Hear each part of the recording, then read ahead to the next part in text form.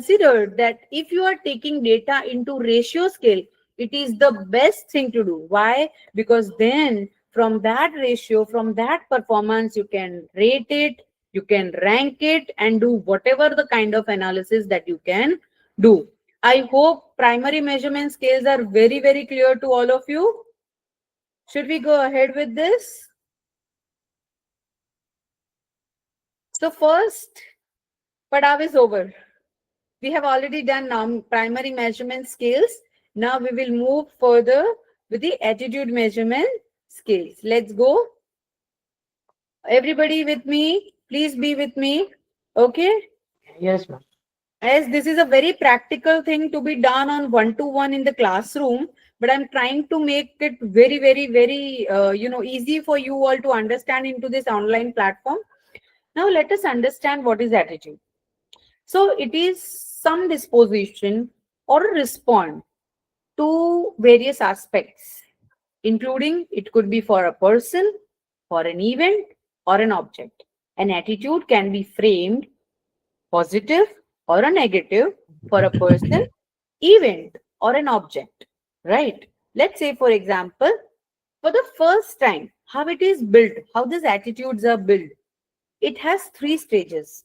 The first is affective stage. Affective stage means in the first instance, when we meet someone, the feelings or emotion towards that particular object, event, or a person is being framed. So the one who has attended the sampling seminar, they are already connected with me. They know my name. I know their name. So there is a feeling, there is an emotion which is already attached that, okay, we know each other, right? At the second stage is a cognitive stage, wherein now you have certain knowledge about me and I have certain knowledge about you. Now you already have certain belief that, okay, in the last workshop, she answered our queries. In the last workshop, she interacted with us.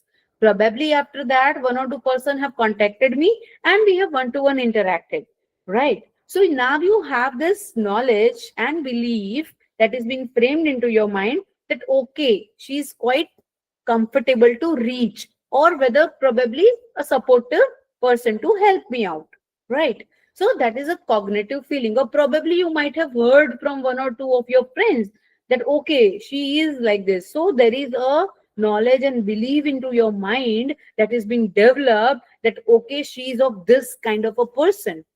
Now, in all our upcoming sessions, your behavior will depend upon our first affective stage and your own beliefs and knowledge into the cognitive stage.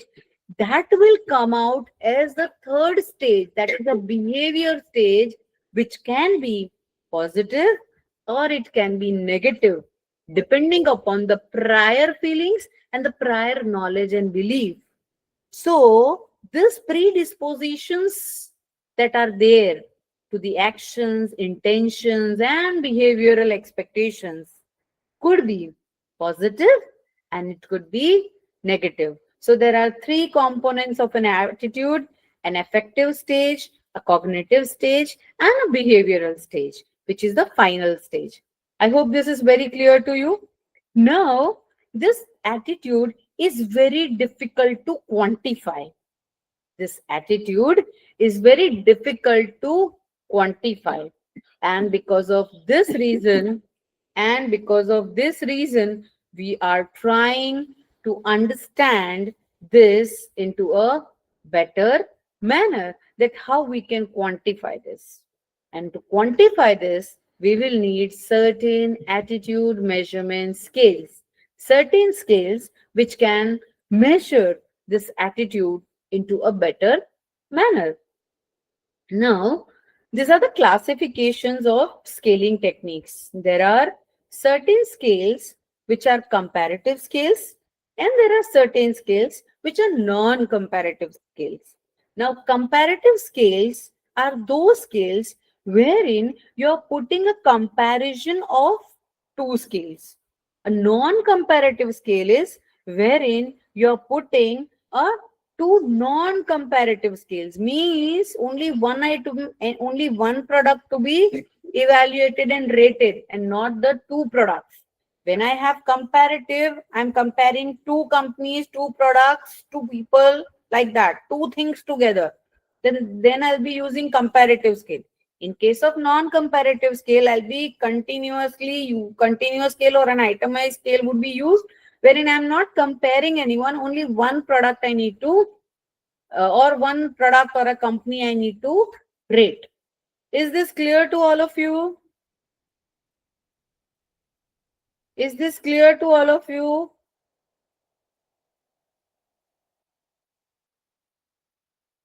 See, guys, till 9 Yes, o'clock, ma'am. you Yes, have ma'am. this patience of listening and interaction. Is that clear to you? Yes, ma'am. Thank you so much. So let us understand what are comparative scales. Let us understand what are comparative scales. In comparative scale, it is assumed that the respondents make a use of standard frame of reference before answering a particular question. So they might be having some annotations for a particular item or a particular product, and they must be having some comparison into mind about both the companies or both the products. Now, take a look at this. Rate the Domino's in comparison to Pizza Hut. Okay, 1 extremely bad and 5 extremely good. Over here, I'm comparing Domino's with Pizza Hut. Over here, I'm comparing Domino's with Pizza Hut. So I will have to rate whom? Domino's, but in comparison to Pizza Hut. That okay, in comparison to Pizza Hut, what is the variety of menu options? What is the variety of menu options in Domino's? If I'm clicking on 5, if I'm clicking on 5, that means I feel as compared to Pizza Hut, Domino's have more variety of menu options. It has a better price. If I'm clicking on 2, Domino's have less quality of pizza as compared to Pizza Hut. Now remember guys, it is a 5-point scale or it can be a 7-point scale. It could be a 5-point scale or it could be a 7-point scale. Most of the time, if you want to do perfect rating scale, go for always a neutral point. Nowadays, no book is writing that okay, there should not be a neutral point. In the all the books, you will find that there has to be a neutral point into a rating scale. But nowadays, people are using it without the neutral point also. But I'm not in favor of that. Whenever you are using rating point, you can definitely use 5 points or 7-point scales, right? So whenever you're using such kind of rating scales, make sure that you are having this neutral point. Second thing is, because it is rating scale, ranking, when it was a ranking scale, if you remember, we talked about 1 being the lowest and 5 being the highest, right? And in rating scale, 1 being the lowest and 5 being the highest, right? Ranking mein 1 would be the best one as per the performance, but rating mein 5 would be the best one. You remember this? Ordinal interval. Yes, Rank ma'am. में 1 is the best one and 5 is the worst one. Here we are talking about rating. So 1 is the worst one and 5 is the best one. Now if you make mistake in writing this, your whole coding will go wrong. So whenever you are using rating scale, always say 1 being the least performance and 5 being the best performance. And there has to be a neutral point. In few of the cases nowadays, people have started using it without neutral point, but I am not in favor of that. You should always have a neutral point, okay, as per our traditional theories. Now, paired comparison. In paired comparison test, the respondents are presented with 2 items of the similar kinds, and they were being told to select any of the pair. Okay, let's say, for example, I-10, I-20, I-20 Creta venue, I-20 venue, I-10 Creta. You understand? So this is how respondents will select any of one pair, okay, which indicates that which type of a car people are liking. If the respondents is picking up I-20 and I-10, that means he's liking hatchbacks more. You understand? Should I go ahead with this? Guys, I'll be having so many scales. So please listen to me very patiently. And Yeah, after yes, ma'am. this, thank you so much. And after this, you all will have a big exercise to do. So remember all these scales. You can make your notes. I'll be telling you to frame your attitude measurement scales, all of this. So please make a proper note, okay? And pay attention over here. There are many scales and you will have to have a little of patience, right? Chalo, let's do this. This was the second one. The third one is the rank order scale. Now, here you're telling your respondents to rank the following softwares, one being the best one and five being the worst one. Now you see, when we were telling them to rate, one is the worst one and five was the best one. When we are telling them to rank, one will be the best performance as per the liking. So for somebody, it would be Coca-Cola, 7-Up, Pepsi. For somebody else, it would be Pepsi, Mountain Dew, Coca-Cola, and then other two. Right. So as per their choice, they are supposed to give the rank. And that's why it is known as rank order scale. This is which type of a primary measurement scale? Everybody? Ordinal. Very Ordinal. good. Very good. Like all Shows of them. everybody is with me. Jagte raho. Let's go further. Constant sum scale. Now, this constant sum scale is again a rating scale wherein I have already discussed such in the quiz such kind of a question.